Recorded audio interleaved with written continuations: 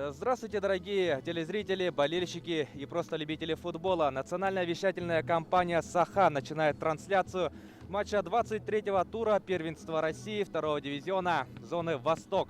После длительного перерыва большой футбол возвращается в Якутск. Сегодня подопечные Сергея Шишкина принимают футбольный клуб «Сибирь-2». Итак, мы видим, футболисты появляются на поле.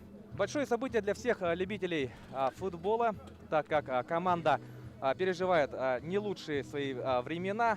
И несмотря на все проблемы, сегодня после длительного перерыва якутские болельщики наконец-то видят своих кумиров на зеленом газоне стадиона Туймада.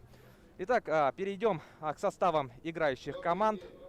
Начнем с гостевой команды. Итак, футбольный клуб «Сибирь-2», город Новосибирск. 16 номер Максим Киселев, Роман Парфинович, 11 номер, Алексей Кувшинов, 12 номер, капитан команды, Никита Ерлин, 17 номер, 19 Владимир Азаров, 41 Александр Сумин, Антон Кушнирук, 70-й, Дмитрий Осипов, 89-й, Вячеслав Шишкин, 93-й, Роман Погорелов, 94-й и Владислав Кармишин, номер 99. Итак, начинается у нас игра, мы видим, пока что мяч контролируют футболисты гостевой команды. Ну и на дебюте игры досмотрим эту атаку, навес штрафную. Отбиваются гости, удар издали. Да, по всей видимости, положение вне игры было. Ну что ж, пользуясь заминкой, перейдем к составу хозяев поля. Футбольный клуб «Якутия». Как мы видим, они играют в синих футболках и белых шортах. Номер 22 Кирилл Музыка, номер 19 Владислав Хмелевский, Иван Яковлев 24, Евгений Смирнов 17, Алексей Завражнов 25, Василий Старостин номер 18, Александр Симоненко номер 5, Антон Савченко 8 номер, Александр Кудряшов 15, Владимир Завьялов 20 и 3 номер Алексей Майер. Главный тренер команды Сергей Борисович Шишкин. Итак, мы видим, что в начале, на первых минутах игры мяч преимущественно находится в штрафной Максима Киселева. Наблюдаем за вбросом с аута. Борьба в воздухе. И, возможно, удар! И гол, дорогие друзья, гол! В самом начале матча Якутия открывает счет. Вы, наверное, слышите, как кричат болельщики. Да, их сегодня не очень много, как хотелось бы, но все равно рев на стадионе Туймада стоит достаточно громкий. Счет в самом дебюте игры на второй минуте открыл Антон Савченко. Очень плотный удар получился. Грамотно на подборе сыграл 8 номер Якутии. И просто отличный удар по воротам Максима Киселева нанес наш игрок. Давайте посмотрим повтор. Видим, борьба в воздухе. И Антон Савченко, да, оказавшись в нужном месте в нужное время, с левой ноги отправляет мяч в дальний угол ворот. Максим Киселев в этом эпизоде к своей команде помочь не мог. Но тут вопросов к вратарю, в принципе, быть не может. Удар действительно получился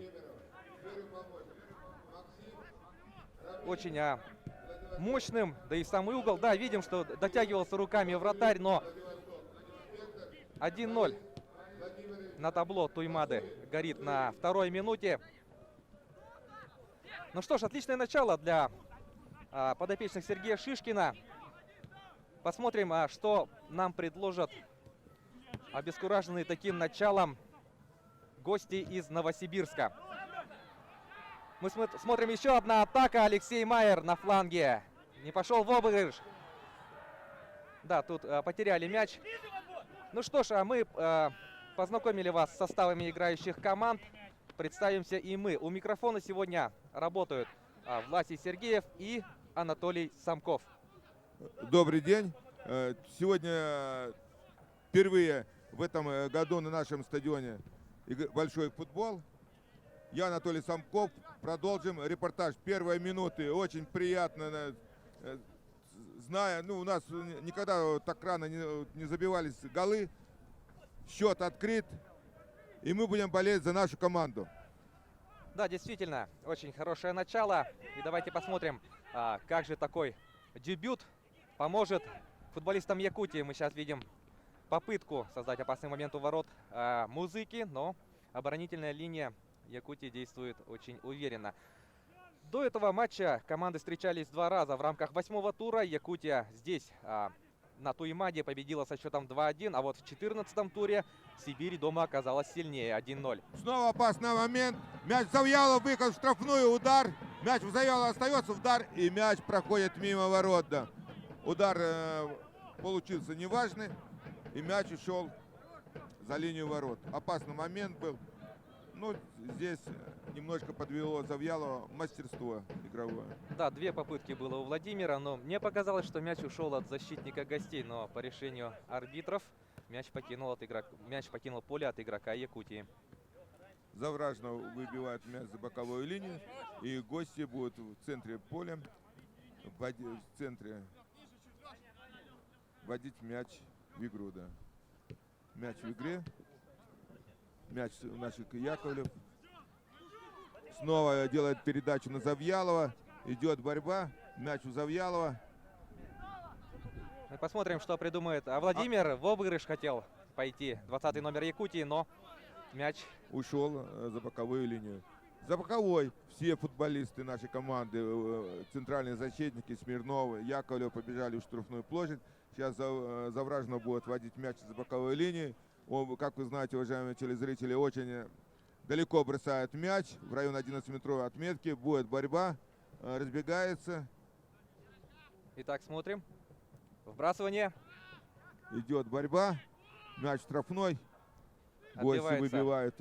Мяч Савченко обыгрывает одного дорогу. Бьет по воротам. Удар! Гол! 6-я минута. Великолепное начало. 2-0. Да, просто замечательное у нас сегодня начало игры, дорогие друзья. 6-я минута, и футбольный клуб Якутия обеспечивает себе, ну мало сказать, да, просто комфортное преимущество в 2 мяча. И снова 8-й номер, и снова Антон Савченко. И снова, да, вот мы видели то, что после вбрасывания борьба, вот да, посмотрим повтор вбрасывания мяча. Да, мяч находится в воздухе, борьба. И мяч снова, вот видите, снова во втором эпизоде подряд Савченко на подборе играет грамотно.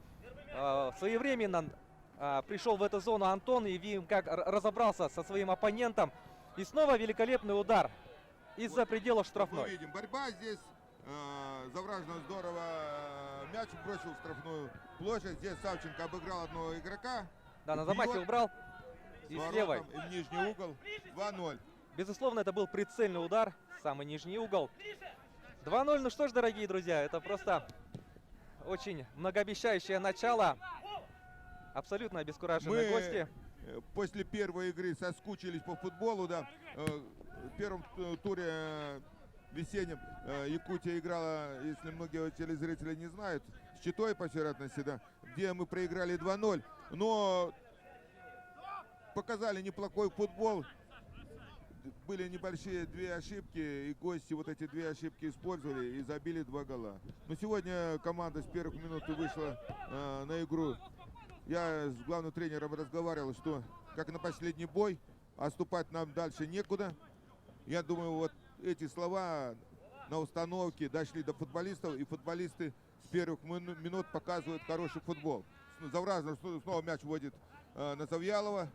Здесь защитники забирают мяч. Это, И посмотрим, что получится у гостей. Здесь атака. Делает прострельная передача. Ну и музыка. Идет борьба в воздухе. Здесь музыка забирает мяч.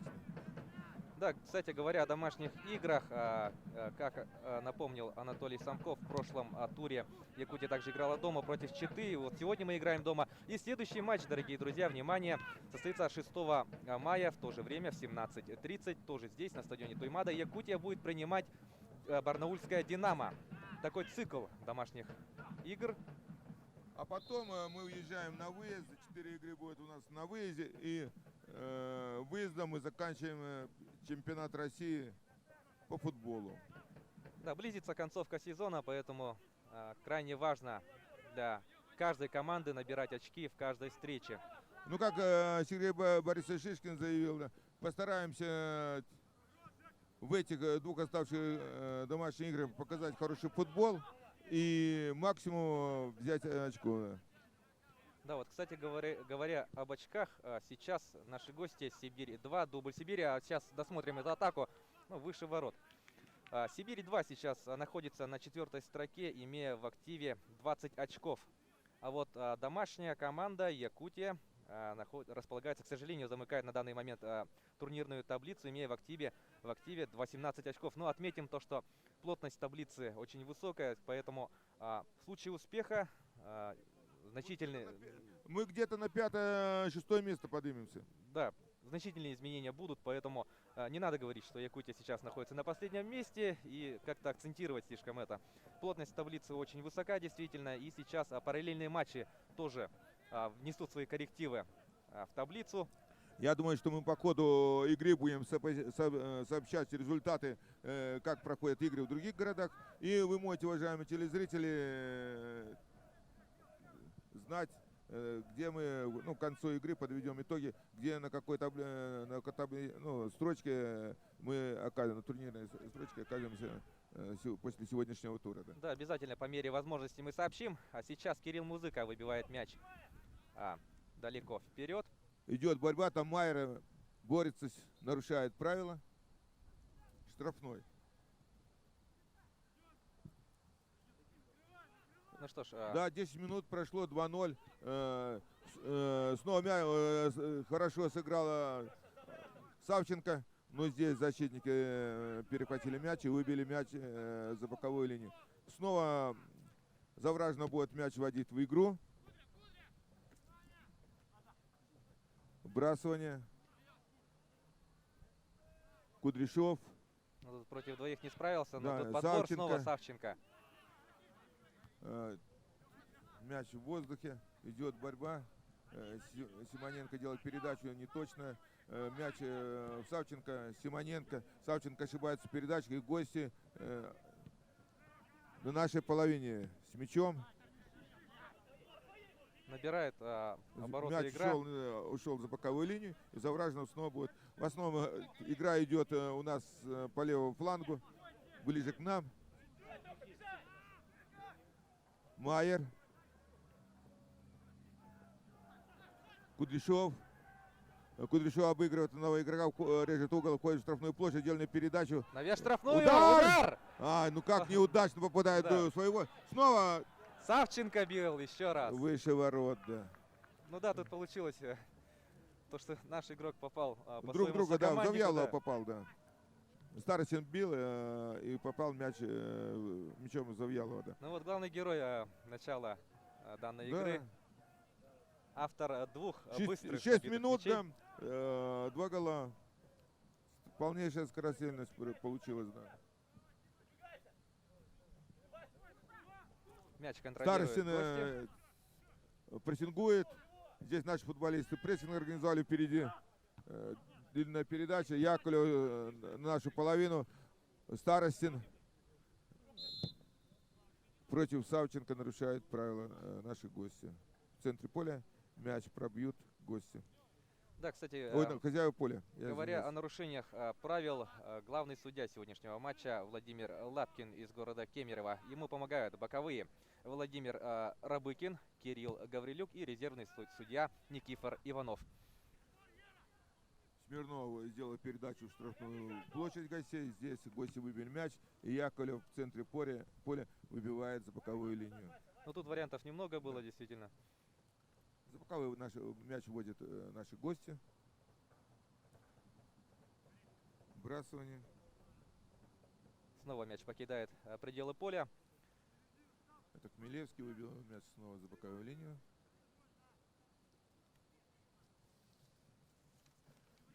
Уважаемые телезрители, мы напоминаем, что 6 будет последняя игра. Динамо Барнаул. Приходите, поболейте за команду. Вход бесплатный. Прекрасная погода, солнце светит. Отдохнете, приходите семьями, болейте за футбол. Болейте футболом. Алексей Кувшинов решился в данном эпизоде на дальний удар. Но удар получился, откровенно скажем, неважным. И Музыка без особого труда зафиксировал мяч. Хмелевский с боковой линии выбрасывает мяч. Кудряшов. Завьялов. Хмелевский. Хорошо обыграл второго. Здесь теряет мяч. Нарушение правил. Наши футболисты быстро вводят мяч в игру. Но главный судья остановил игру. Попросил, что не с того места пробили мяч. Ввели мяч.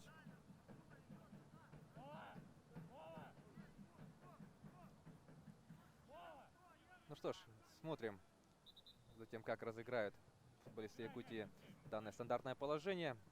Тут снова какая-то заминка. Яковлев будет пробивать штрафной.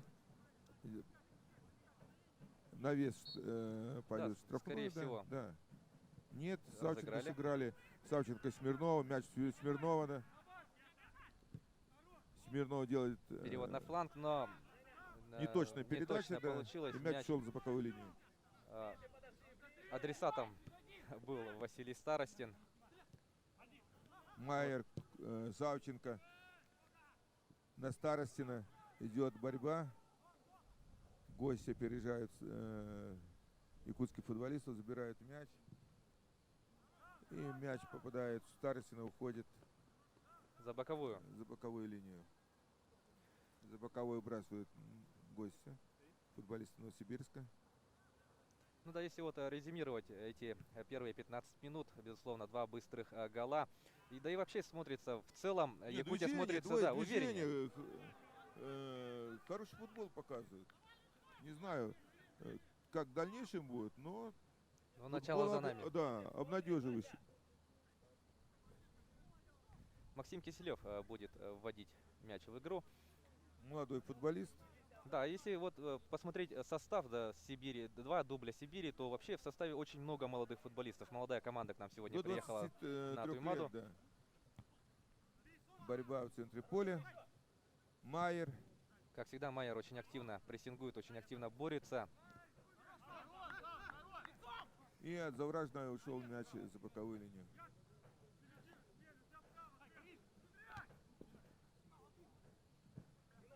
Мяч у наших футболистов. Савченко. Смирнов. Центр поля. Здесь борьба идет. Мяч снова Савченко. Хмелевский. Идет, мяч переходит друг от друга. 2-3 передачи теряется, точно передача. Мяч гостей. Удар по воротам. Блокирует Снова наш удар по защитник, воротам, еще один. снова, блокирует.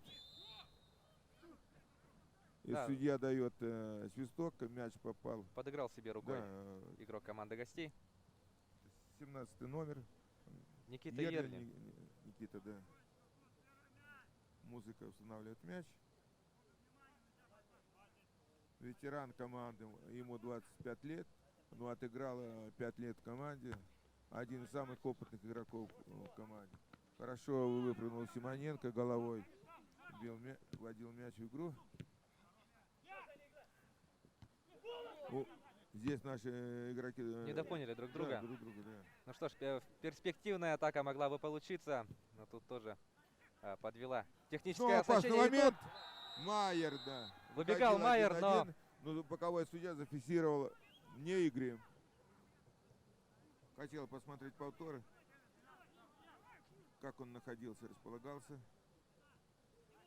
Вообще-то у Майера дебют был очень успешный. 2 игры, выход на замену, да, и 2 гола, да. Ну а потом что-то исчезло голевое чутье.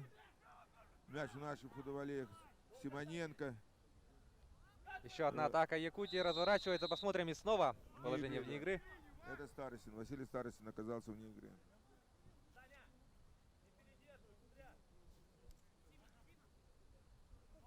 Гости вводят мяч в игру.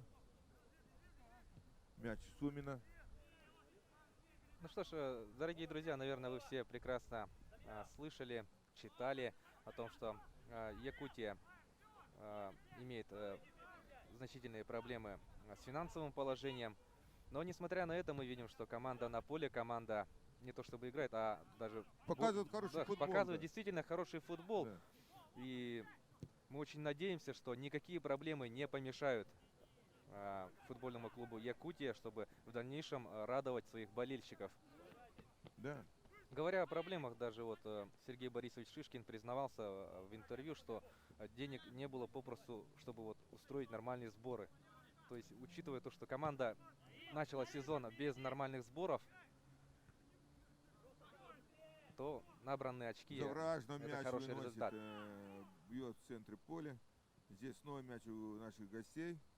А сейчас вот минуты 2-3 гости контролируют мяч. Преимущество перешло. Шишкин вешает. Опасно! Удар по воротам! И выше. Опасный момент.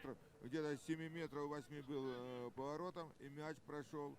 Вот такая убойная ситуация была. И мяч прошел выше ворот. Да, простили нас. Вот мы видим на повторе. Роман Парфенович. 11 номер бил. Шишкин, да, выверенную, просто вот отличную передачу исполнил на Парфеновича. Но у последнего удар, откровенно говоря, не да. получился. Ну что ж, Симоненко. теперь смотрим Вот за атакой еще, да. Якутии. Ну что ж, Завьялов. и Удар! 3-0! Гол! 3-0, дорогие друзья! Завьялов забивает. Владимир Завьялов. Делает счет 3-0. 3-0, дорогие друзья, 20-я минута матча. Футбольный клуб Якутия на своей домашней арене продолжает радовать опасными моментами и, конечно же, очередным взятием ворот. Ну что ж, дорогие друзья, посмотрим на повторе. Без офсайда выбежал Владимир.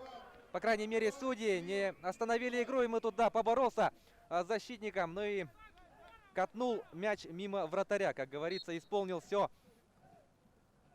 так, как надо. Вот еще один повтор, да. Подработал себе, но тут, да, защитник помог, но не в этом дело. Владимир Завьялов, 20-я минута, 3-0. Якутия увеличивает преимущество до 3 мячей. Я не помню, да, что так давно вот у нас в течение 20 минут забивали 3 мяча. Вот 6-й сезон команда играет, но такого счета я не помню. На своей памяти у меня не было. Гости с боковой уводит мяч. Это Сумин. Парфенович пробрасывает мяч. Наши футболисты, это Смирнов, подстраховал Завьялова. Старостин, Савченко. Не дотянулся до мяча наш игрок. Да, неудачный удар, лучше мяч далеко не вылетел. Майер активно борется, нарушение правил. Не спешат. Парфенович. Мяч в центре поля, мяч на нашей половине. Передачу в штрафную площадь. Здесь Яковлев с Смирновым забирают мяч и выбивает мяч за боковую линию. Ну что ж, 3-0 в самом начале игры. Посмотрим, что придумает Сергей Вылежанин. Это главный тренер Сибири, а точнее дубля Сибири. Ну а пока что мы видим очередную атаку. Ой, Майер здорово Якутии. обыгрывает. Защитник выходит вперед 1 на 1. Но здесь подстраховали друг друга. Центральные защитники, да, и убивают мяч за боковую линию. Да, все-таки удалось перегнать нашего юркого Алексея Майера. Вот он на ваших телеэкранах. Я думаю, что будет вводить мяч в игру. Снова будет вбрасывать в штрафную площадь. Побежал в штрафную Яковлев. Да, те, кто наблюдают за играми Якутии, они в курсе того, что очень любят наши футболисты вот такие вбросы. Это, наверное, один из наших козырей, так сказать, да. Вот бросок в штрафную. Борьба в воздухе. Ну, и тут как Савченко. угловой, да. Пробить бы еще раз. Здесь гости перехватили передачу Савченко и убивают мяч. Наши мяч неточный. Якутия, да, будет вбрасывать. Нет, от наших футболистов мяч ушел. Гости будут бросать.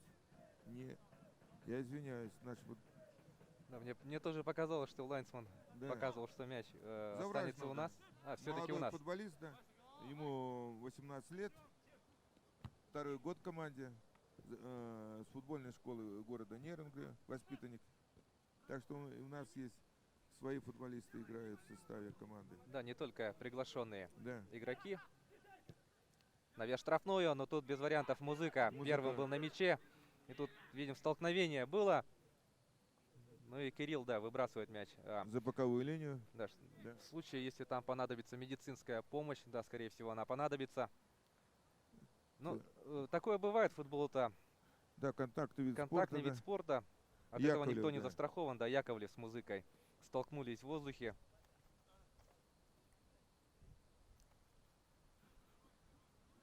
Небольшая заминка на Туймаде. Тем временем завершается 24-я минута первого тайма. Ну, я думаю, что сегодня хорошая погода. Собралось много зрителей. Мы вот видим, что пустая у нас трибуна. Это напротив. Все болельщики на восточной трибуне здесь находятся. Да, традиционно данная трибуна, которая на ваших телеэкранах, закрывается, и болельщики располагаются на остальных. Завьялов делал передачу головой, но тут мы видим мяч в центре поля. Мяч останется... От гостей уходит за боковую линию. Наши футболисты будут, это Кудряшов, вводит мяч в игру. Симоненко делает передачу на Завьялова. Завьялов отставлял мяч Майеру, но мяч до Майера не дошел. Мяч в гостей. Кудряшов выбивает мяч за боковую линию. И гости будут вводить мяч в игру, да. Если говорить о предыдущих играх дубля Сибири, то, в принципе, команда, если смотреть движение по турам, команда находится в приличной форме. До этого Сибирь, играя дома у себя, переиграла Смену со счетом 2-1. До этого матча также дома играла с Сахалином, но проиграла. И в рамках 20-го тура на выезде с разгромным счетом была переиграна команда Томи. И тут мы видим... Да, к сожалению, не игры, чисто положение не вне игры. было, да, не будем спорить, да. Но я вот сегодня разговаривал с Валежанином, да, главным тренером. Он говорит, задача пятерки видно у них. Так что и по результату вполне выполнимая задача. На данный момент на 4-м месте. Новокузнецк, мы, как мы знаем, все болельщики знают, что команда снялась. Я думаю, что задача выполнима. Да, дорогие друзья, и, конечно же, стоит отметить то, что у Якутии в данный момент не сыгранных матчей больше, чем у преследователей, у оппонентов, точнее. Ну, если, да, вот если добавить еще победу, вот, да, я думаю, что сегодня закончится с положительным результатом игры, да, и добавить победу с Новокузнецком, мы где-то будем ближе к лидирующей тройке, да. Да, можем мы рассчитывать на тройку лидеров таблицы. Задача теоретически выполнимая.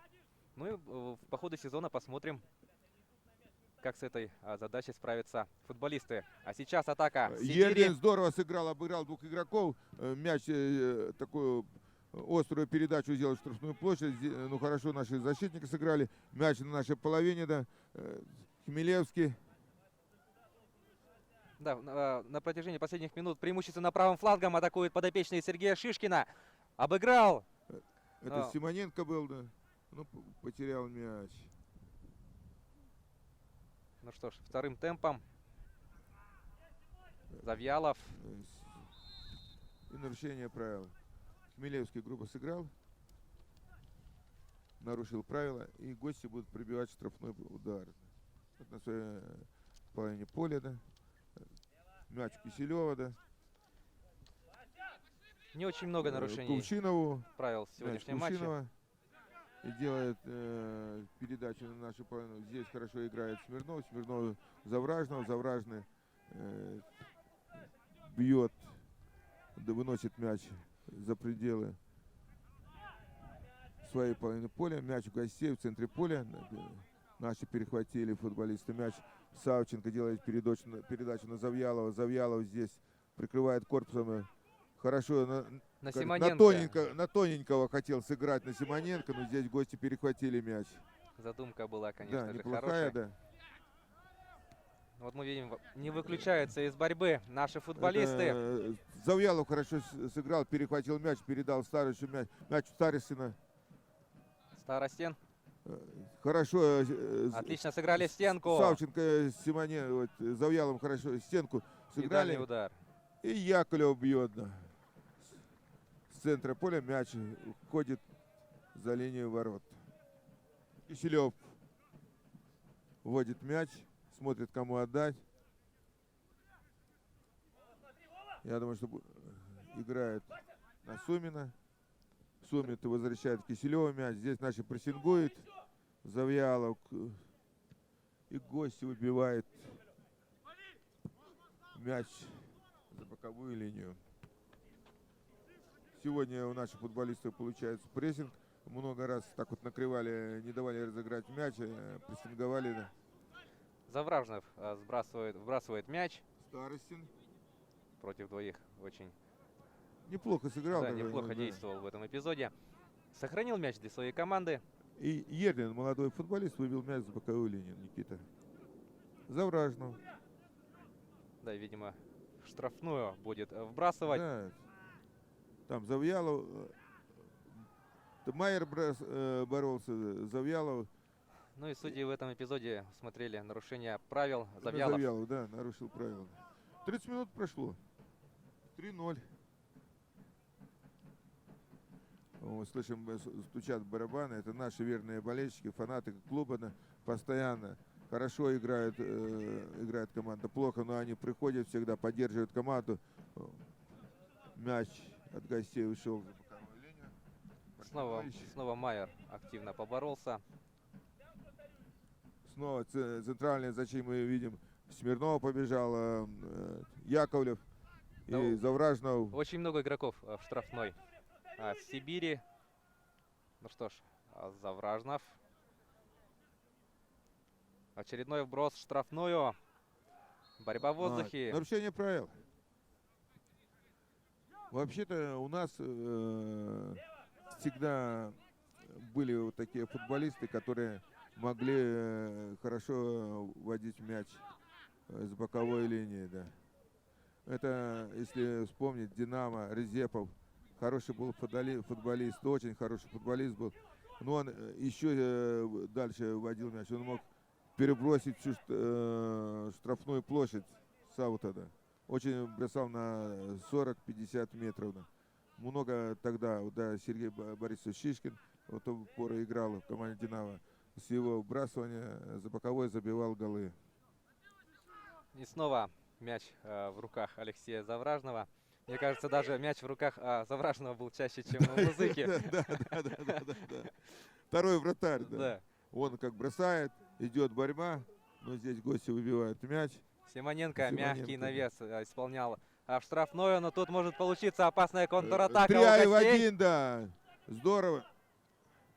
Но здесь наши вернулись футболисты. Успели вернуться, да. Захлебнулась атака, ну и тут вовсе потеряли мяч гости. И сейчас ответ подопечных Сергея Шишкина. Симоненко. Последует. И снова положение вне игры. Да. Это домашняя заготовка у команды Сибири-2. Несколько раз наши футболисты, нападающие, попадались на этой уловке. Да. Надо быть повнимательнее.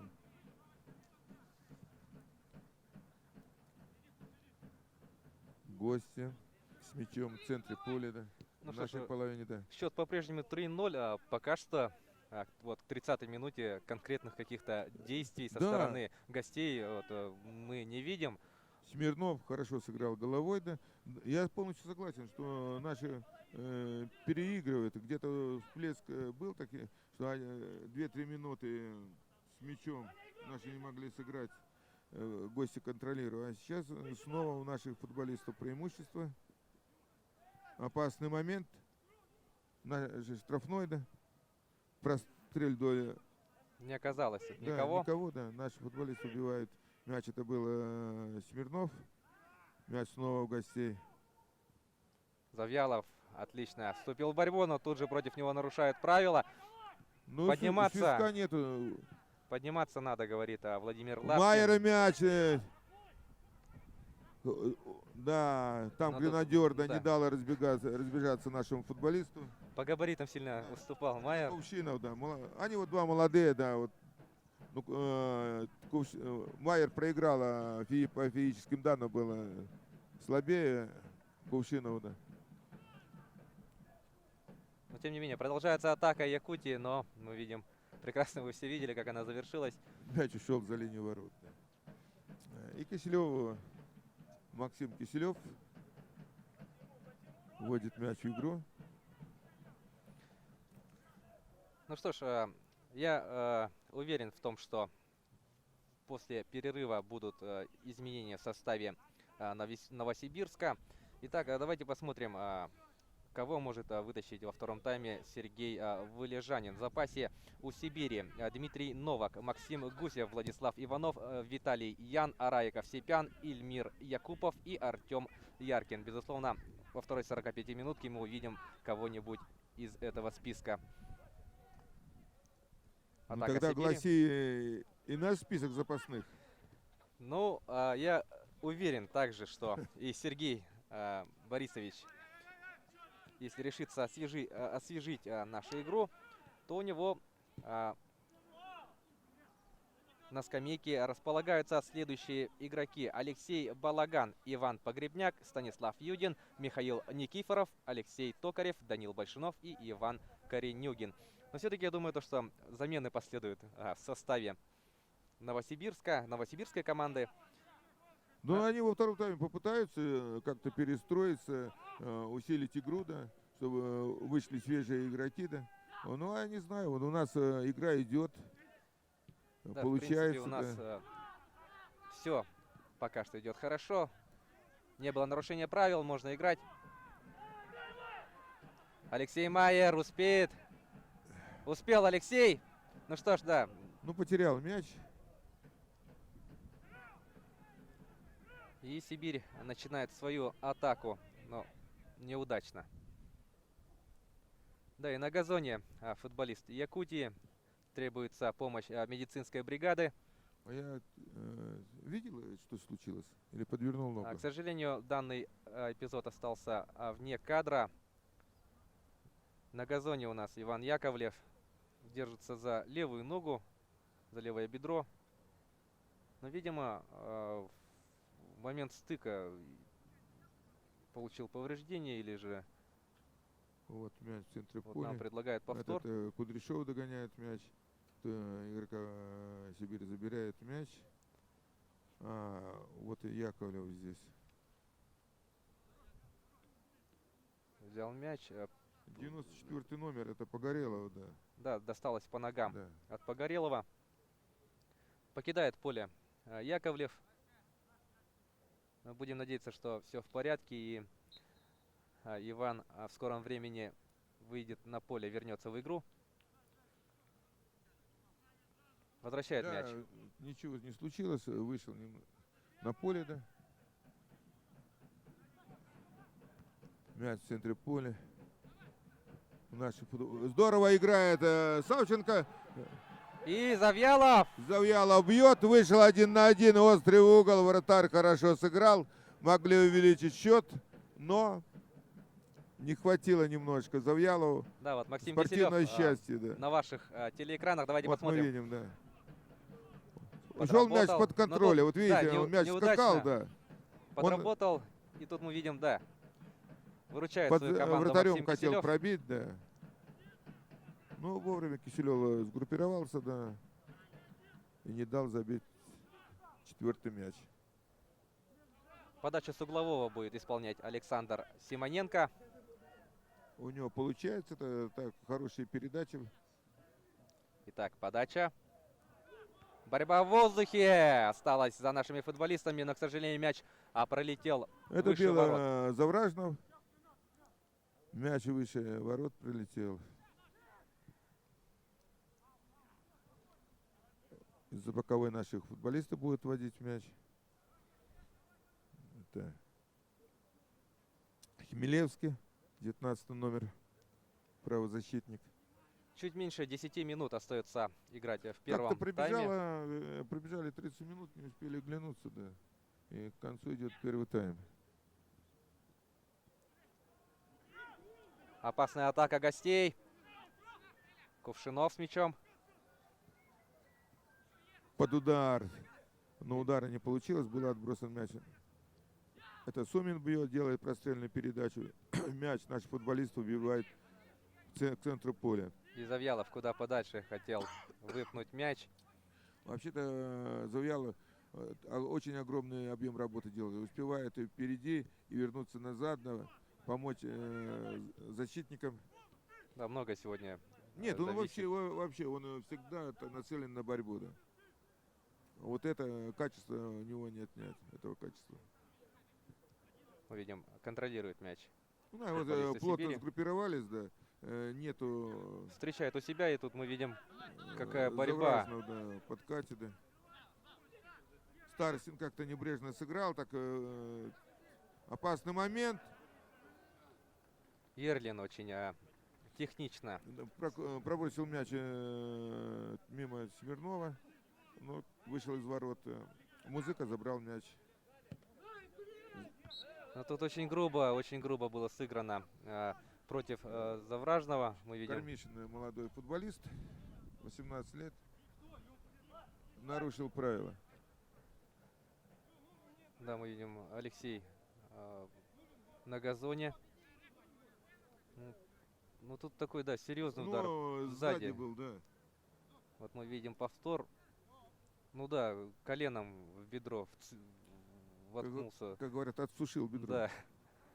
По-народному, если говорить. Нет, по-футбольному. По-футбольному. Да. Владислав Кормишин очень грубо сыграл в данном эпизоде. Вот мы видим, пока что не поднимается футболист нашей команды. Я думаю, ничего страшного. Короче, больной удар получился, да. Но что-то не может идти. Да, с помощью сокомандника и представителя медицинской бригады Завражнов покидает поле под аплодисменты трибун.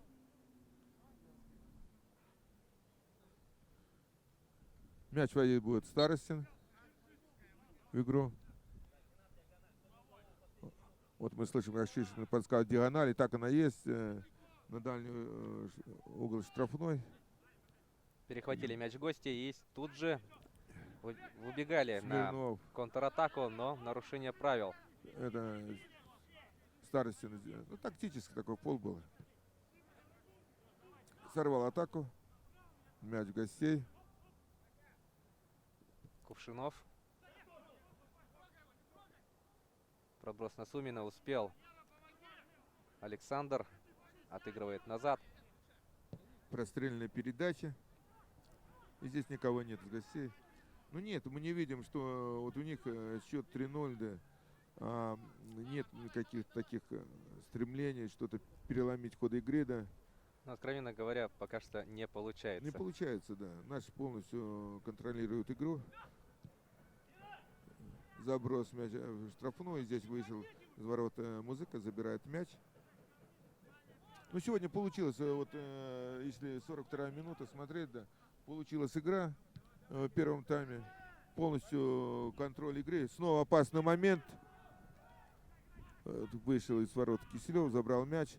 Отдает Ерлину передачу. Мяч в центре поля у наших гостей. Здесь контролируют друг друга. Мяч гости контролируют.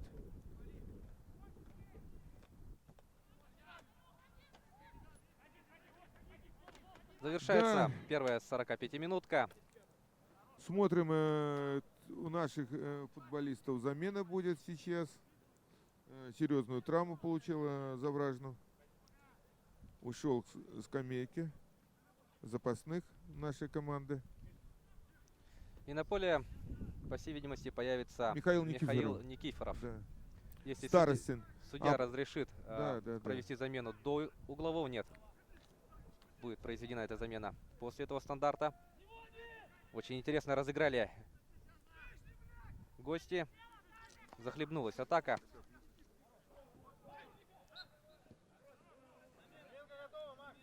Ну и нарушение правил. И замена вместо получившего повреждения Алексея Завражного на поле появляется Михаил Никифоров, номер 10, воспитанник якутской футбольной школы, уроженец Мегино-Кангаласского района. Так скажем, один из главных любимцев трибун. Вы слышите, как приветствуют собравшиеся болельщики Михаила. Ну что ж, пожелаем Завражного здоровья, скорейшего возвращения на поле и смотрим за атакой футбольного клуба Якутия. Покидает мяч пределы поля.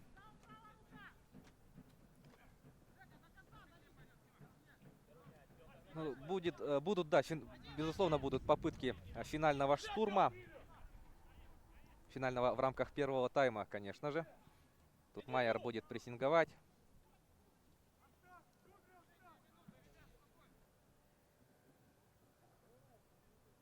Мяч нет, остается Хмелевский будет вводить в игру, да. Владислав Хмелевский, да. Вбрасывает мяч из-за боковой линии. Вбрасывание. Симоненко. Вот мы смотрим, добавили 1 минуту. Да, главный арбитр сегодняшней встречи Владимир Лапкин не решил сильно затягивать с первым таймом. Ну, в принципе, остановок было немного. Да и 1 минута видится вполне логичной. Всего ничего остается доиграть в первом тайме. И мы видим, как Сибирь-2 организовывает свою атаку. Но тут снова удачно действуют наши футболисты. И на рандеву отправился Завьялов, но своевременный выход Максима Киселева спас команду гостей. Он так неплохо выходит, подстраховывает защитника. Это не первый момент. Так контролирует. Тут чувствуется молодой вратарь. Ну и звучит свисток. Футболисты уходят на перерыв. На табло горит счет 3-0. 2 быстрых взятия ворот в исполнении Савченко, а также гол Завьялова обеспечили футбольному клубу Якутия в первом тайме очень комфортное преимущество в счете 3-0 в матче Якутия-Сибирь-2. Команда уходит на перерыв. Отдохнем и мы с вами. Увидимся во втором тайме. Итак, завершился перерыв, и мы возвращаемся к просмотру матча 23-го тура первенства страны 2-го дивизиона зоны Восток. Напомним, что первый тайм завершился со счетом 3-0 в пользу команды хозяев. Быстрыми мячами отличился Савченко, и успех партнера поддержал Завьялов. Итак, начинается второй тайм. Очень насыщенный для команды Сергея Шишкина получилось в первом промежутке матча. Ну да, как и мы предсказывали, второй тайм начался с замен.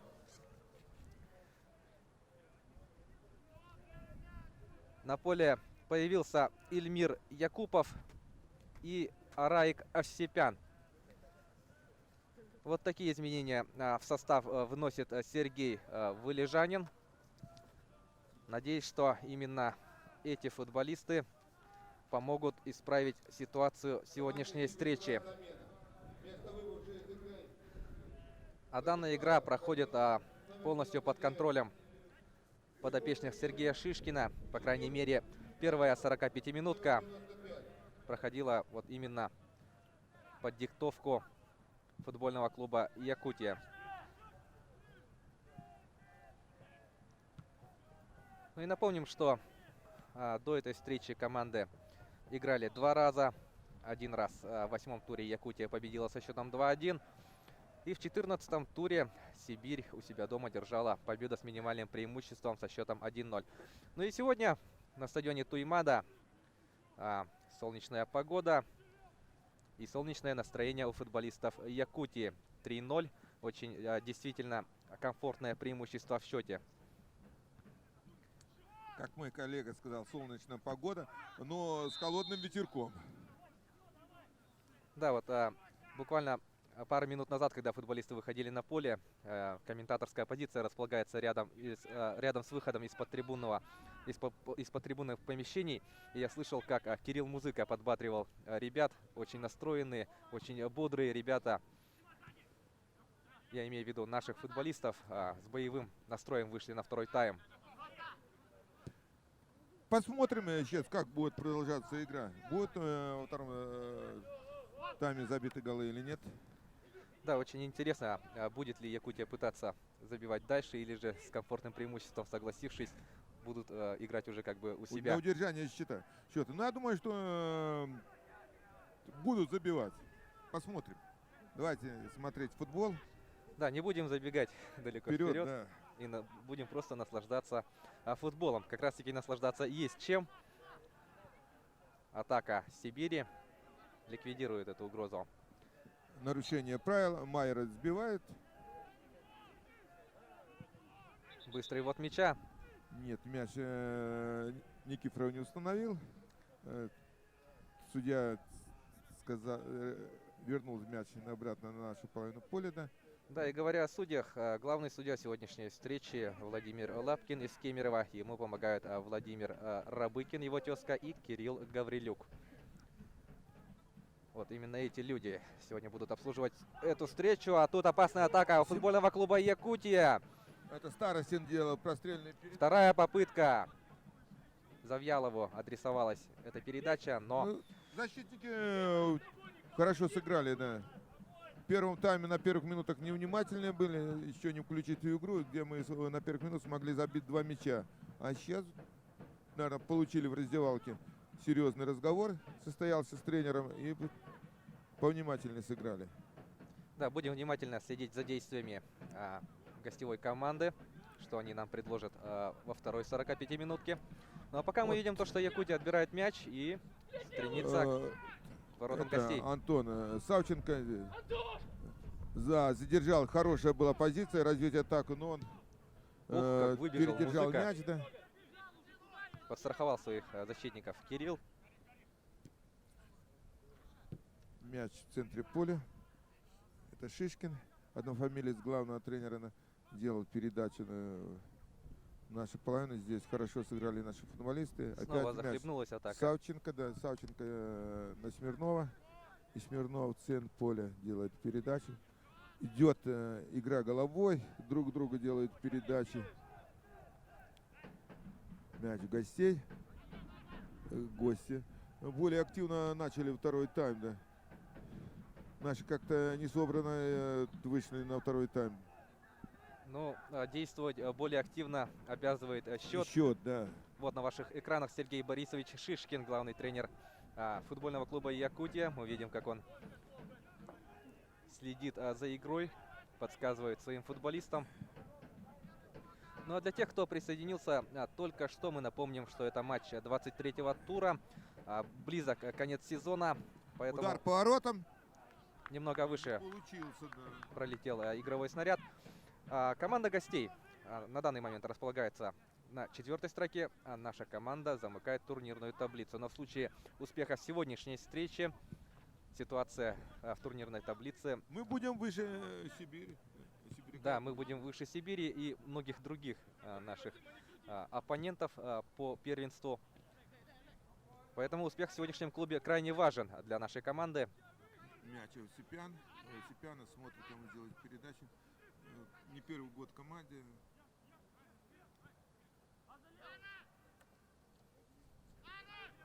Держит мяч.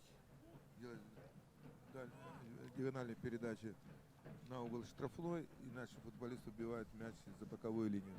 Снова мяч в гостей. Простреленная передача. И мяч попадает за вражного и уходит на угловой. Первый угловой во втором тайме. Да и вообще сегодня по ходу сегодняшней встречи Сибири очень мало да исполнял. Нет, вообще-то и мы один угловой в первом тайме подали. Подача, идет борьба в штрафной. Ну, вообще-то наши играли очень пассивно. Вот если будет стояли, дали принять защитнику Сибиряка и пробить поворотом. Да, Это, с это очень был опасной Кушнирук. Азаров Владимир. Кушнирук, да? Да, 70-й Кушнирук с очень Кушнирук, да. опасной позиции пробивал. Да, и Но никто обошлось. не помешал, да. Здесь нарушение в центре поля. Яковлев к мячу подходит. Я думаю, будет передача в штрафную площадь. Так, мяч летит в штрафную площадь, идет борьба, выходит вратарь и забирает мяч в руки. Максим Киселев. Я вот в первом тайме отмечал, вот так хорошо подстраховывает своих защитников, читает игру, выходит из ворот, да, ну, по-игротски, ногами неплохо играет, да. Да, именно его своевременные вот Да, два выходы. выхода, да, когда 1 на 1.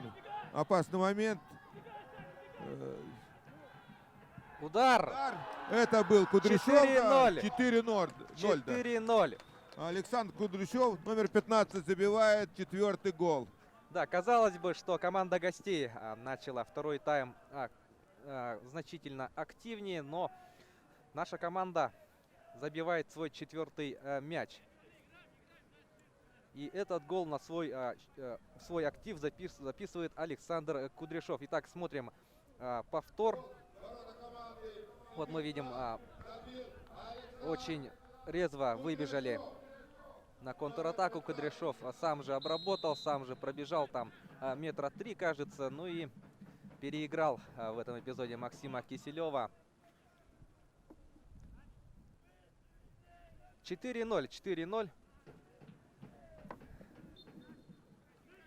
Вот мы видим повтор, как забивает гол. И вот о чем мы говорили, что и увидели во втором тайме. Гол. Вот Завьялов. Это Никифоров. Михаил Никифоров проходит по левому флангу. Делает передачу. Удар. Симоненко бил. Симоненко бил. Очень хороший момент был. Перед ним только был Киселев. Но пробил неудачно. И вратарь отбил мяч. Да, представляю, какое чувство досады испытывает Максим Киселев. Играет... Ну неплохо. Да, ну, что неплохо, сделать, но именно вот много ошибок в защите, да. 4 случая тут вопросов так Мы видим, что быть не может. центральная зона, центральные защитники неудачно располагаются, да. И в первом тайме вот несколько раз было выхода 1 на 1. И сейчас, когда Кудряшов выходил 1 на 1.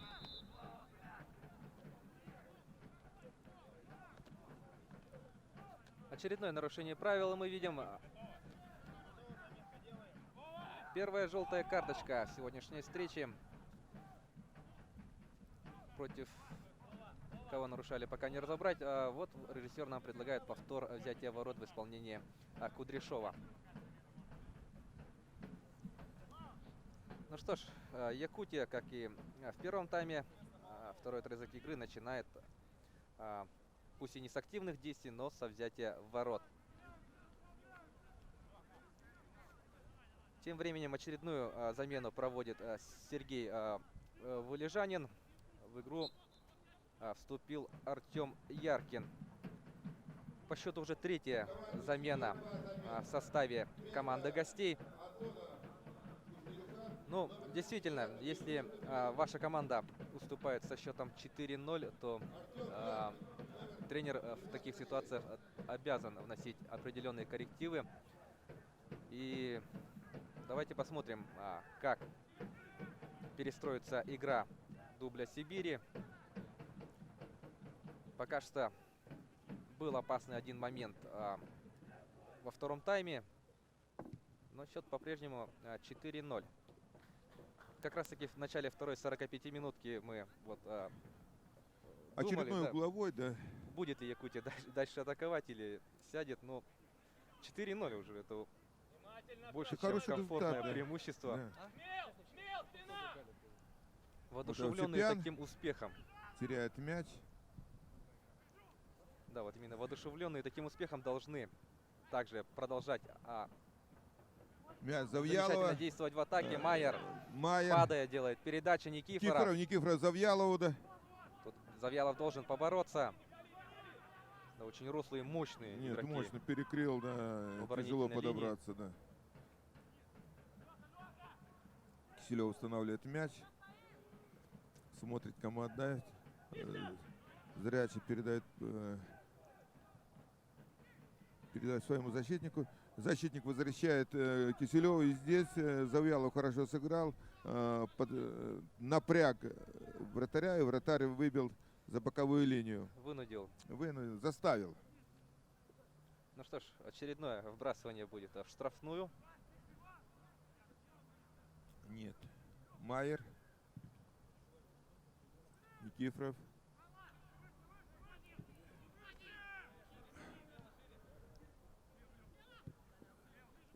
Савченко. Старостин. Хорошо играет на Майера. Майер делает прострельную передачу в штрафную. Идет борьба. Удар! Никифоров очень хорошо скидывал мяч Бросил на Завьялову. Завьялову. Да, тот пробил так неплохо. Ну, тяжеловато было. Но пробил. Сложный удар был, получился. Вратарь хорошо сыграл в этот момент. Да. Мы отмечали, что он неплохо стоит. Вот, нарушение правил было. Вот тут Ерлин в пылу борьбы, да, Да. уронил нашего игрока. Но это было за воротами. И музыка Кирилл будет вводить мяч в игру. Еще 30 минут играть, я думаю, будут моменты опасные. Хотел бы по такой игре получить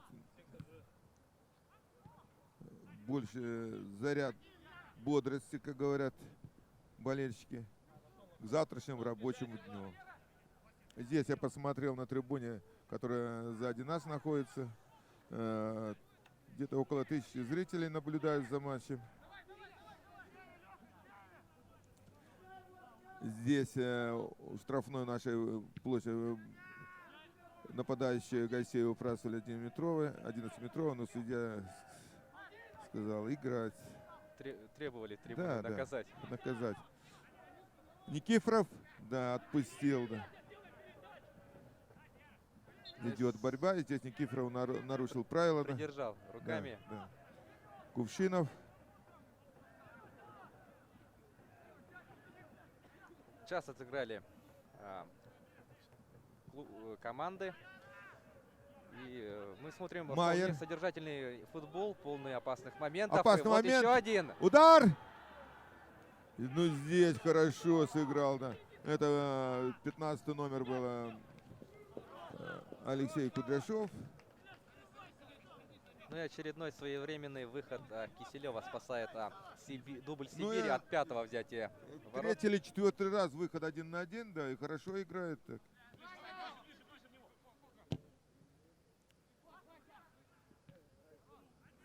Мяч у наших футболистов. Ну, не рассчитал силы проброса мяча. Ответ Сибири. Ерлин.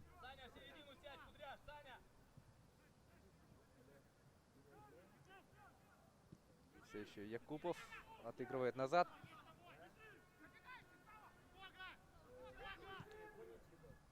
Погорелов возвращал на Якупова. И тут Опасный как опасно получается-то. И Кирилл. Хорошо играет Кирилл, да. Вышедший на замену Овсепян опасно играл, да. Наши футболисты, Завьялов. Ну что ж, пожалуй, это был первый опасный момент. Да. У ворот. Опасно. Музыки, но тут же ответ. Майер выбегал. Ну, чуточку не везет, да, вот не везет, да. В плане силы передачи. Да, там забегает Майер, но... Он как на ленточке играет, старается. Вот Овсепян хорошо обыграл в центре поля, техничный футболист, так хорошо обыграл.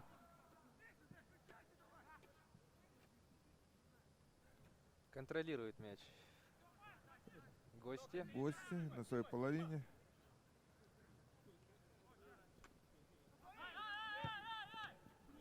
Перевод на левый фланг. С Это мячом Погорелов, да. Играет дальше. Удар. Это Якупов был, да. Ильмир вышел на замену во втором тайме. С левой ноги он бил поворотом, да. В ближнюю девятку. Но мяч прошел выше ворот. Музыка вводит мяч в игру.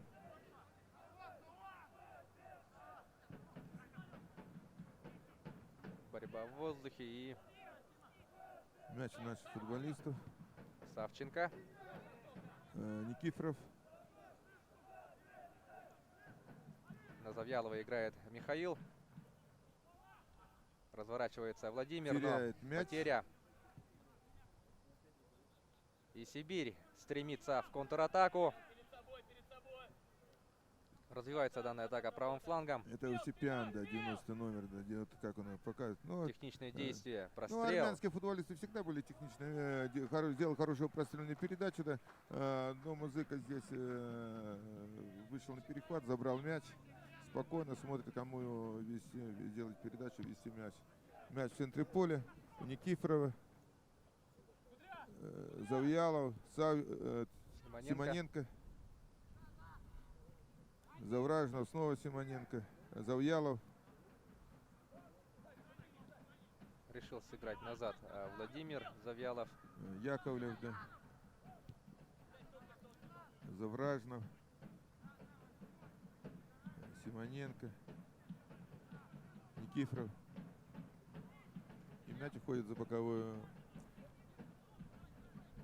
Как-то наши успокоились немножко, вот эти несколько минут, и гости смирились с этим поражением. Нету никаких, не видно действий, чтобы обострить игру, да. Как-то сократить разрыв. Угловой. Нет, мяч ушел за боковую линию.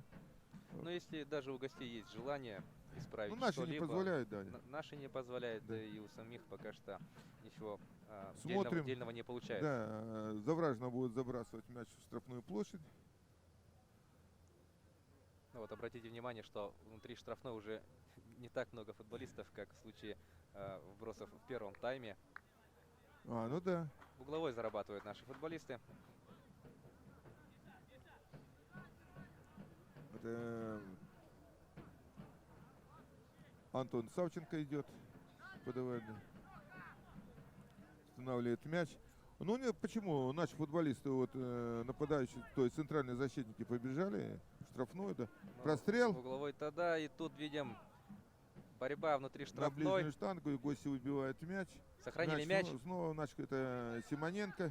Ух, какая передача-то На получилась. Кудряшова, да. Ну, Кудряшов не смог обработать. Но вообще очень здорово сделал передачу. было. Да, хорошую передачу сделал, да. Симоненко, здесь гости нарушают правила, да.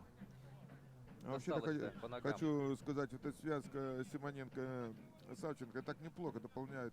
Симоненко большой объем работы делает, а Савченко да, вот более передачу может сделать. Все, да.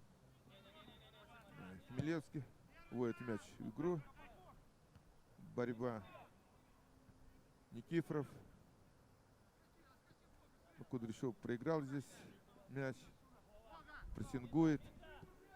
Мяч гостей.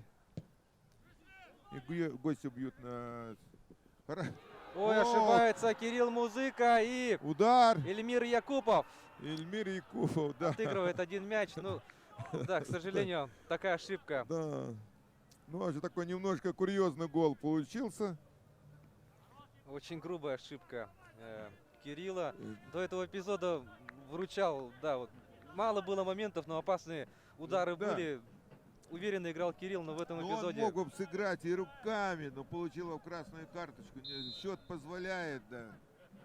Да, конечно же, в этом случае... Вот мы видим, как Кирилл неудачно головой играет. Да, немного не рассчитал, конечно же, и Да. остается вот только взглядом провожать мяч в сетку собственных ворот. Что тут поделать? Это хорошо, что наши центральные защитники не нарушили правила. И могло бы в пол последней надежды удаление, а следующая игра с Барнаулом. Я думаю, счет комфортный позволяет 4-1. Ничего страшного нету в этом эпизоде.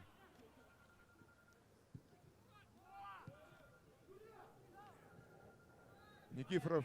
Мяч Никифорова. 3 в 3 практически. Завьялова поднял мяч неудачно. Хорошо играет, а передает Снова Никифоров мяч. Никифоров. делает прострельную передачу. Пропустил-то Удар! как! Отлично действовал Завьялов в этом Да, эпизоде. Майер бил, да, и попал прямо в руки вратарю, да. Да, почувствовал, что сзади располагается Майер в более выгодном положении, но, к сожалению, да, вы видели, что удар не получился. Ну, Дает судья побороться во втором тайме. Майер отлично отыгрывает. Видим, разгоняет атаку Якутии. Сам побежал в одно. Но тут, конечно, судья не даст Завьялов, нарушения. да. Фол нападение. Да, нет, первый этого Майер нарушал правила, да.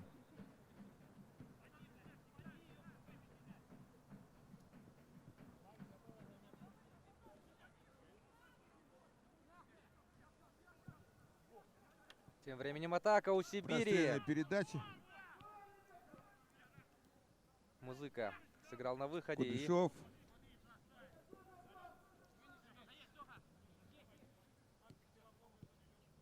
Гости оживились так немножко. Да, и будем надеяться, что такой вот курьезный гол никак Ляпсус, да. не скажется на игре. Ну, это невероятная ежа перед, футбольная рубрика, да.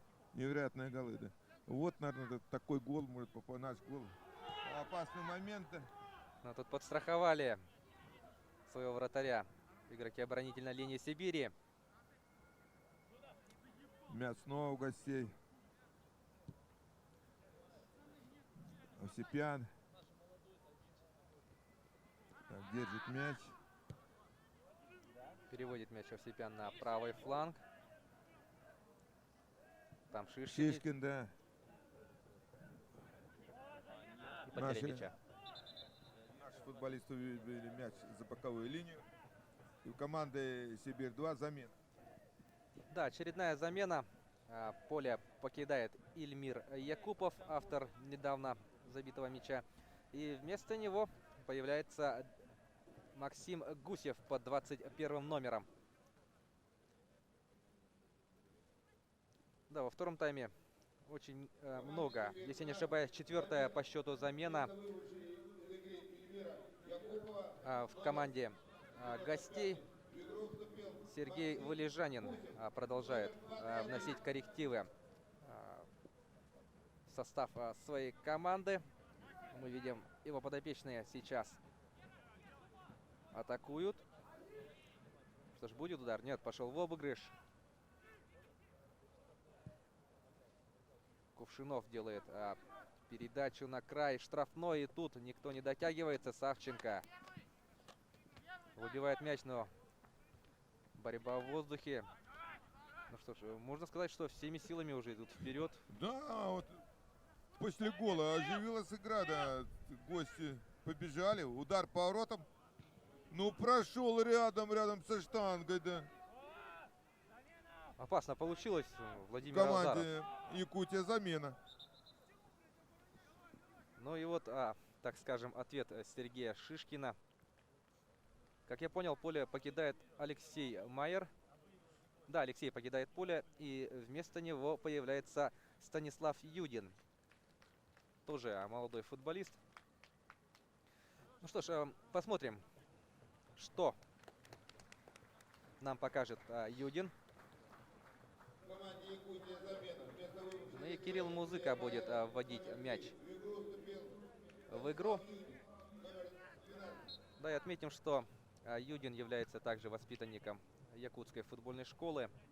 В первом тайме, если вы помните, мы затрагивали тему того, что в команде Якутии играют не только приглашенные игроки, но и самородки, якутские самородки, воспитанники якутской школы. И вот как раз один из них появился на поле. В данный момент на площадке Никифорова, Юдина и Завражного играют.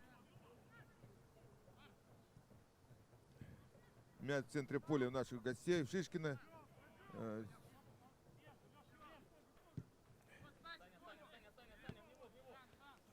Гости контролируют мяч. Передача вперед на половину наших футболистов. Тут Ерлина боролся за Яковлев мяч. выбил за боковую линию. Яковлев снова убивает мяч на угловой. Да, будет подача с углового. Да, видим, подтягивается к штрафной Кирилла Музыки. Много футболистов Сибири. Итак, подача. Едлин подал. Ну, здесь наши футболисты, это Никифоров выбивает мяч. Никифоров снова убивает за пределы штрафной площади. Кувшинов с мячом. Мяч Кувшинова. Здесь перепасовка друг с другом идет. Овсепян. Опять Овсепян. Вот чувствуем, вот, школа. Удар. Удар! Парирует Кирилл Музыка. Очень опасный удар в нижний угол. Метров с 20, да. Да, и там, конечно же, неудобно было вратарю, так как из-под толпы вылетал мяч. Да. Вовремя сгруппировался Да. Кирилл. Еще отскок был от земли. Да, крайне неудобный для вратаря. Разыграли мяч. Прострел в штрафную здесь. Здесь мяч у Юдина. Ну и Кудряшов. контратака. Якутия захлебнулась в центре поля.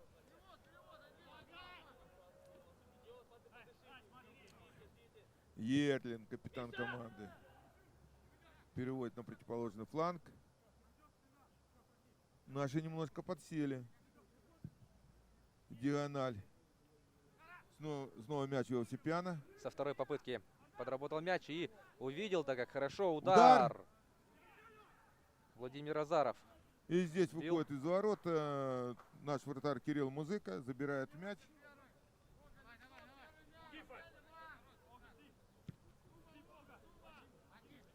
Уйдите отсюда с дороги. Продолжается атака Якутии. Юдин делает передачу на Завьялова в штрафную площадь, но здесь не поняли друг друга наши футболисты, и мяч достался Киселеву. В команде Якутии снова замена. Да, вот мы видим то, что чаще мяч уже чаще стал пересекать мяч центр поля. Не скажу, что преимущественно в нашей стороне проходит игра, но команда гостей значительно активизировалась в плане организации своих атак. Тем временем замену делает Сергей Борисович Шишкин. Поле покидает очень много сделавший в сегодняшней встрече Александр Симоненко. Вот вы, наверное, слышите овации, под которые покидает поле 5-й номер нашей команды. И вместо него на поле появляется Иван Погребняк, номер 21.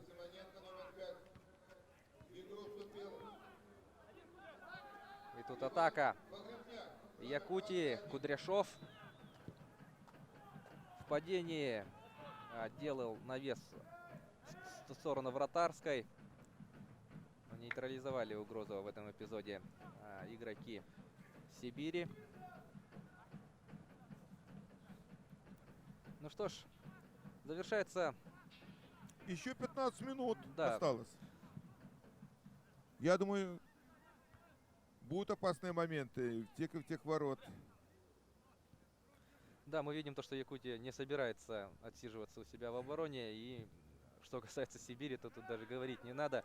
Конечно же, атака проведет Опасный концовку матча момент. в атаках. Но сейчас в атаке именно Якутия. Кудряшов. Да, мяч в штрафной площади. Обыграл одного-второго игрока. Прострельная передача. Удар! Удар! Какой сейв в Удар! исполнении Максима Гол! Киселева, но тут же добивание. И гол забивает Владислав Хмелевский. Правый защитник подключился в атаку и добивает мяч в ворота. Счет 5-1. Да, дорогие друзья, вот стоило заговорить о том, что Якутия не Вот будет мы смотрим, отсиживаться. Да. как Кудряшов здесь разобрался с двумя игроками. Показал, что идет влево, ушел от одного игрока. И тут тоже на пробросе от второго. И видел. Вот мы как Оборачивался, здорово да. Завьялов пробил головой удар. И здесь воротник очень хорошо сыграл, но не смог удержать мяч. И здесь Хмелевский на добивании хорошо сыграл, забил 5-й мяч. Но тут был возможен только один исход, который, собственно, и случился. Да, поздравляем наших игроков с этим успехом. Отдельно поздравляем Хмелевского. отличная. Отлично получился отрезок игры. Вроде бы активнее смотрятся гости, но Якутия радует продуктивностью и результативностью действий в атакующем плане. 5-1, 77-я минута. Но я думаю, за чуть менее 15 минут до завершения встречи этот гол должен похоронить всяческие надежды. Все надежды Да. команды Сибирь-2. Но Как тут в той песне поется. Аргентина, Ямайка. Какая боль. Ну, приятно сегодня, я думаю, в этот прохладный вечер. Немножко похолодало, да. Болельщики не уходят с трибуны. Поддерживают команду. Счет 5-1. Комфортный результат. Давно мы такого счета не видели на нашем табло. да, и данная Милевский. встреча самая результативная в истории в этом противостоянии. Максимум между этими командами забивались вот 3 мяча за один матч, а тут мы видим сразу 6. И, кстати, Да. очень приятно отметить, что, ну не то чтобы приятно, но стоит отметить, что единственный забитый мяч в Сибири это был привоз как раз-таки со стороны наших игроков. Привоз очень интересный был, да. Да, придется у Кирилла спросить после игры, чтобы он прокомментировал свое решение, как он сыграл головой. А точнее пытался сыграть головой.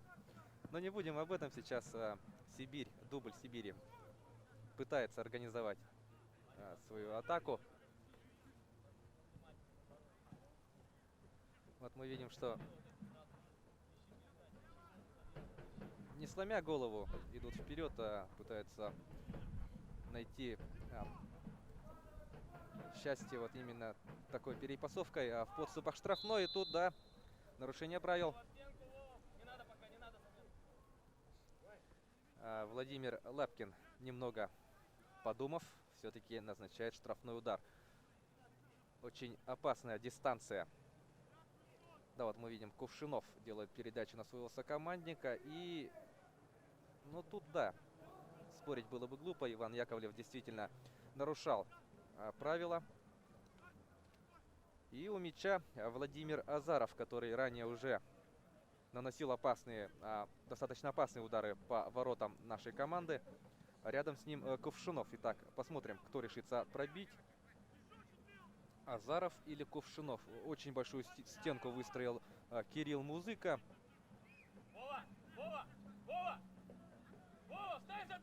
Да, 6 игроков, если я не ошибаюсь. И удар. Да, тут очень неудобный был рикошет. Показалось, что бить будет Кувшинов. Он забегал первый, но оставил мяч Азарову. Ну что ж, близится к концу сегодняшняя встреча. Завершающая 10-минутка, безусловно, будет не менее интересной. В этом можете не сомневаться. И Сергей Шишкин проводит очередную замену. Покидает поле Антон Савченко. Действительно проделал сегодня большую работу перед не менее важной игрой с барнаульским «Динамо». Надо дать отдохнуть Антону. И вместо него на поле появляется Иван Коренюгин под 4-м номером. Вот мы видим, принимает он поздравления от своего тренера. Действительно проделал очень много работы, как в плане атакующих действий, так и в оборонительных.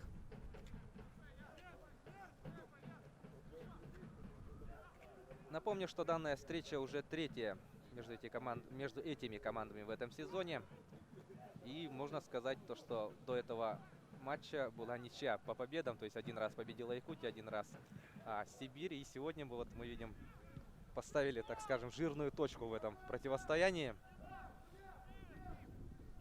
Я вот вспомнил несколько лет тому назад, где-то 2 года, 13-14 сезон, мы здесь на этом поле проиграли 0-5 Сибири. Ну и сегодня взяли достойный реванш. У нас не получалась вообще игра в том матче, да, а в них 5 ударов, 5 голов было. Да, но про сегодняшнюю встречу Мы, надеюсь, болельщики не подумают, что так и есть. Нет, те, кто смотрел игру, это не 5 Нет. ударов и 5 голов. Нет, ну сегодня вообще можно ситуация было, иная да, совсем. очень много было моментов. Неплохо вратарь стоял, выручал свою команду. Счет мог быть и больше. Да, но также отметим, что и Сибирь имела несколько да, хороших. Нет, ну два момента. Вот удары в нижний угол во втором тайме. В первом вообще не было никаких. И мяч второй, когда пробили рядом с девяткой, как говорят в народе, да, мяч прилетел. Осталось 6 минут до конца встречи. Я думаю, что будет еще вот опасный момент. Хорошо сыграл Хмелевский, выбил мяч на угловой. Да, Погорелов в этом эпизоде. Погорелов, да. Вот такой мощный, высокий нападающий. Ну что ж, будем наблюдать за подачей с углового. Яркин, вышедший на замену, делает подачу в штрафную. Вбрасывание с аута. Наш футболист выбили за боковую линию, да. Мяч гостей.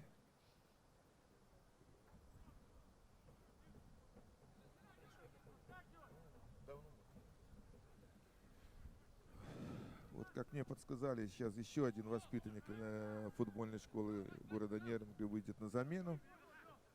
Никита Большунов. Большунов, да.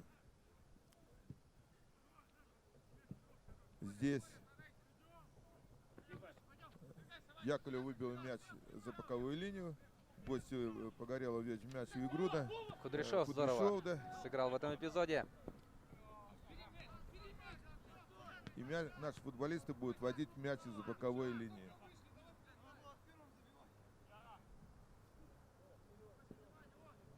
Да, Сергей Борисович на ваших телеэкранах вот передает мяч Владиславу Хмелевскому. Выбрасывает Владислав, и тут же, как здорово было задумано, но, к сожалению, мяч... На коротке хотели стеночку сыграть, но разобрались с этой комбинацией. Мяч гостей. Мы тут недопоняли друг друга игроки Сибири. И Хмелевский за боковую линию будет водить мяч в игру. Вот мы видим замену наших футболистов. Да, вот мы видим в левой части экрана Никита Большунов появляется на поле. Как мы отметили ранее, еще один воспитанник якутской школы футбола. И он заменяет Александра Кудряшова. Очень приятно, что в основном составе Якутии играют не только приезжие игроки, но и вот развиваются, накапливают опыт и мастерство футболисты, выросшие именно в нашей республике. И в скором времени, кто знает, может, весь состав будет состоять из якутских игроков. Да, мы надеемся. Я думаю, что в этом году еще несколько игроков пригласим в команду с Неринги. Есть там неплохие футболисты. Ну вот вышел Большунов и сразу нарушил правила. Ну ничего. 98-го года он, молодой. Овсепян будет исполнять данное стандартное положение. Ну, сейчас нам предлагает повтор. Вот здесь нарушение. Немножко подтолкнулся.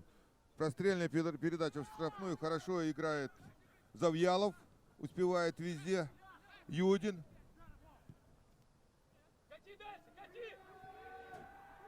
Старостин. Никифоров. Да, немножко. Бьет На удар поворотом, решается удар. Михаил. Да. Ну ничего, Михаил бил поворотом, надеялся, что не готов будет к этому приему мяча, да. Но Максим Никифоров, да, Максим Киселев сыграл хорошо, забрал мяч. Мяч гостей.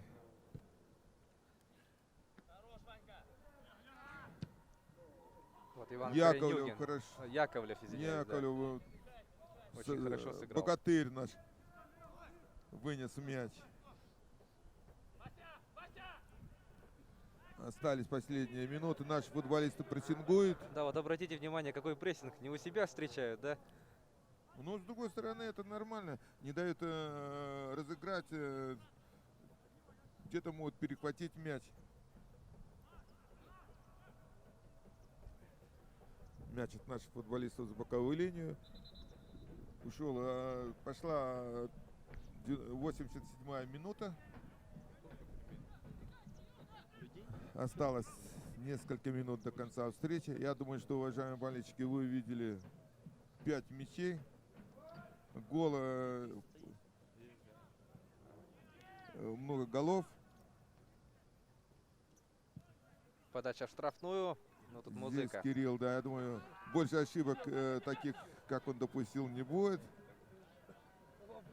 Завьялов делает передачу на Погребника, мяч Погребника и нарушение правил. Да. Опасный момент. Посмотрим, кто будет бить. э, Наши, кто бьют штрафные, Симоненко и Савченко заменены. Ну тут да, выставлял правую ногу и, безусловно, уронил в этом эпизоде. И Владимир Лапкин был близко, все видел и назначил штрафной удар. Мы видим, что опасное очень расстояние. Максим Киселев выстраивает стенку из 4 игроков.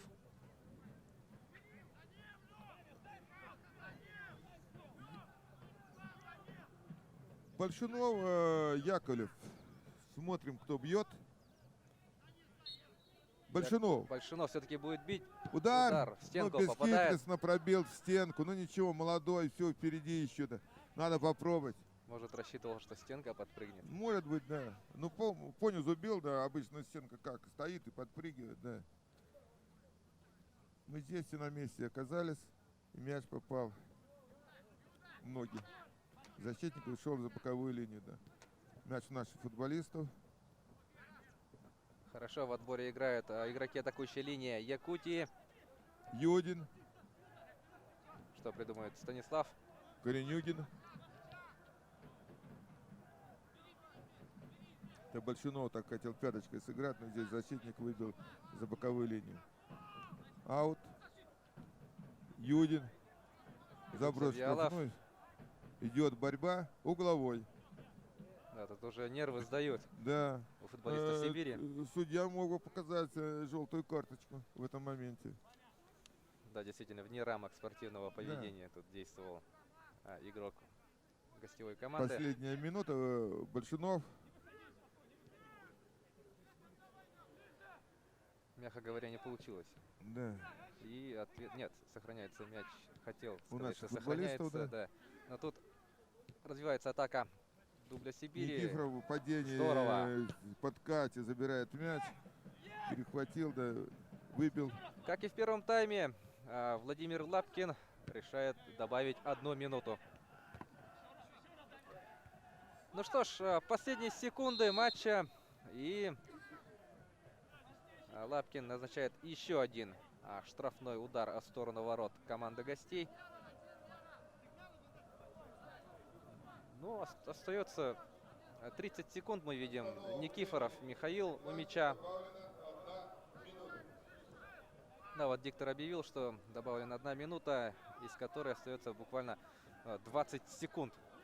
Ну что ж, Никифоров, нет, останавливает подачу Лапкин.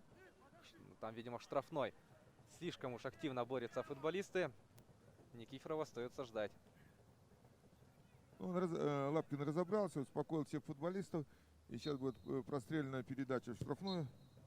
И сразу дает финальный свисток. Ну что ж, дорогие друзья, Закончилась встреча. 5-1. 5-1. Всего доброго. До свидания.